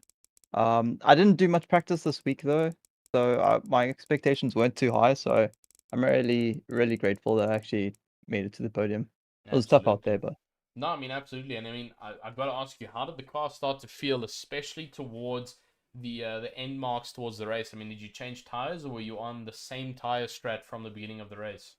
no, I changed tires. I actually did quite a early pit stop. Put in 60 liters of fuel at the start, and then put it for another 60 liters, and then 20 liters at the end. I think I lost a little bit of time to Alan because of the strategy, but the car just didn't feel that great with a heavy fuel load. I found, especially down the hill, it felt very unstable. So I was like, "Now let's play it safe, put a little low fuel load." 100%. I mean, you got to do what you got to do, especially on the setup choice going down the mountain. It's a very tricky, and you have to coordinate that car very nicely to avoid any form of damage on the walls. But how are you feeling carrying that confidence now? You mentioned you made a little bit of a mistake from last week, but now you've recovered back to the podiums. How are you feeling coming in towards the next race at Watkins Glen? Watkins Glen, it's a track I don't really know, but maybe I'll put a little bit more practice in this weekend. Absolutely. I mean, I would Yeah. definitely encourage it if you don't know Watkins Glen. It's claimed a couple of victims. I wouldn't say as much as Bathurst, but definitely one of the tracks to look out for. Yeah. Cool. Absolutely. Well, I mean, Thanks. I'm going to give you the floor to address any of our amazing petrol heads in the virtual grandstand, as well as any supporters of yourself and any team members who potentially helped you out, and of course, our one and only the sponsors here at RaceFace.Pro. Jason Gray, you there? Oh, must I say? Oh, yeah. I drive for Introversion Esports. I don't really have any teammates, so just came in here last second. So Awesome. Well, yeah, I mean, that's fantastic, man. But I mean, have a great night further. We'll catch you next week, potentially another podium if you're feeling the confidence levels, and we'll see yeah. you next week at Watkins Glen. Cool. Thanks. All right, incredible performance. You can see a couple of the new guys coming to the virtual interview room over here. A little bit new to how the systems work, but it's okay because we're bringing someone completely used to this back to the virtual grandstand. Someone who's been here and his chair's been kept warm because he's bringing on the heat once again for the pro-am side of things. Juan Viviers, you absolutely took off tonight. Please show me your turbine jet engine. I'm happy to make that V6 sing in the Ferrari, but it got a little bit sketchy at the end. I chose not to change tires tonight, so I think that's a big Okay. advantage. I Okay. gained a lot of time on the field there in that first stint, going super long in a heavy car. Okay, so the virtual grandstand all owes me £5 because I said there's 100% chance he has not changed tires and that's why he's so far ahead.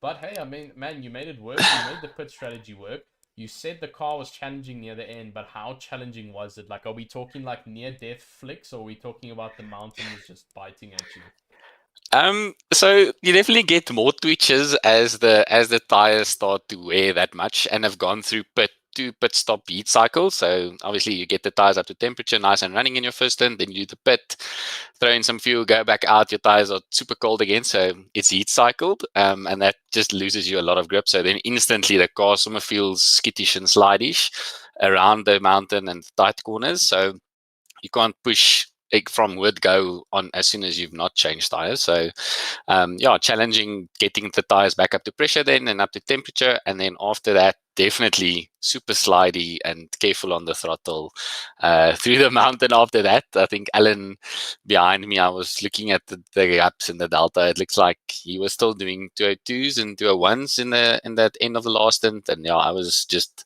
coasting, trying to keep it clean out of the walls at like high 202s, 203s even. But yeah, luckily without changing tires, that 30-second gain had me enough buffer to bring it home. I think that's more than enough of a buffer. You could have actually just given a bit of a victory swing on the final lap there and you would have been fine. But incredible performance once again. You've shown the skill, you've shown the talent in the previous rounds, and you've pulled it through for Mount Panorama here, Bathurst on the Australian Highlands. And how are you feeling going into Watkins Glen, back to America, back to the Texas soil, and bringing it around for another relatively technical track? Yeah, going to pose its own set of challenges. Also, looks on paper on a track map like a super easy, simple layout, shouldn't be too hard. But yeah, the elevation changes are difficult to manage. There's always that bus stop that can bite you at any lap, and even in a sprint, 45, 80-minute race. That's a lot of times you're going around there. So yeah, it's looking forward to it, of course. But like I said, its own set of challenges and not an easy track by any means. No, absolutely not. But I think you've got it in the bag. You got to just put in the time, put in the practice, and you'll pull it off once again here. But I'm going to give you the floor to address any of our amazing petrol heads and supporters in the virtual grandstand, as well as anybody in your team or any family members or any supporters that helped you in preparation for tonight. And then once again, our fantastic sponsors here at RaceFace.Pro that makes all of this happen. Yeah, so I think first of all, thanks to PokerBet and the RaceFace admin and all the commentary and team behind the scenes that put in all the work for stewarding and the whole jazz to make this happen for us, and we truly appreciate it. So thanks to the RaceFace team, and then also, like you mentioned, the sponsors. Big ups to them. They make it so much sweeter to put in the time and the practice. So yeah, very chuffed with that. And then yeah, thanks to all the petrol heads, everybody watching, all the family, friends, everybody cheering on, not only me, but everybody racing and competing. Super fun to have you guys watch us and support us. So thanks to that. And thanks to Hybrid Racing also for the prep and coming up and concocting the strategy with me. So yeah, very thankful. Incredible stuff. Well, I'm going to leave you to the nights of celebrations. I see the virtual grandstands lighting up with the Verviers surname. I'm already confused by two now. Don't add more. So enjoy your celebrations. Have a great night further, and we'll see you at Watkins Glen. Cheers. All right, ladies and gentlemen, incredible stuff as we have rounded up and concluded round 5 here for the RaceFace.Pro PokerBet GT3 Championship for Pro-Am. And an unfortunate Jason Gray coming into the virtual commentary box to say, oh, is that what I was supposed to say?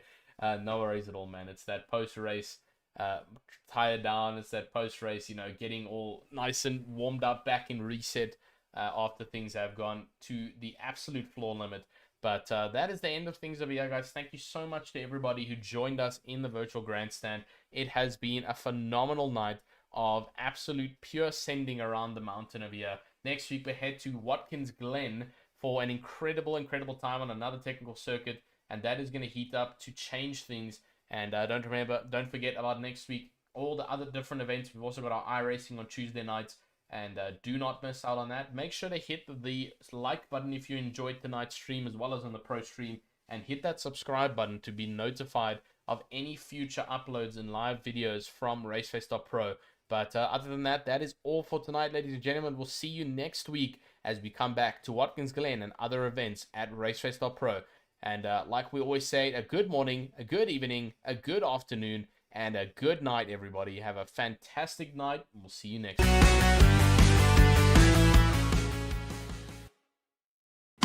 With all the amazing racing that comes to you weekly, we have to give acknowledgement to our sponsors. Without them, this would not be possible here at RaceFace.Pro. So starting off with our first sponsor, let's go and take your hats off to PokerBet. For all the tournaments, for all the cash games, daily free rolls, and sports betting, there's no better place to be and win with PokerBet. With it all revved up and you're looking for high speed, whether you're into drag, drift, or even long circuit, Red Star Raceway has got you covered.